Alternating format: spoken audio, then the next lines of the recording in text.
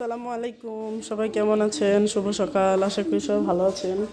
আলহামদুলিল্লাহ, আমরাও ভালো আছি। আজকে আমরা টাটকা খেজুরের রস খাবো। এই যে খেজুরের রস,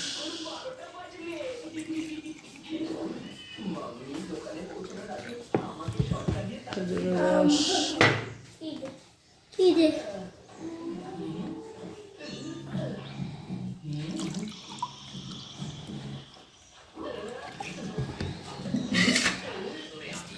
আমার থেকে শুরু করি। নাও, তোমারটা তুমি খাও। তুমি তো নাও, বলো তো রসটা খেয়ে কেমন। ভালো? এই যে আমারটা, আলহামদুলিল্লাহ, এত মিষ্টি, খুব ভালো রসটা।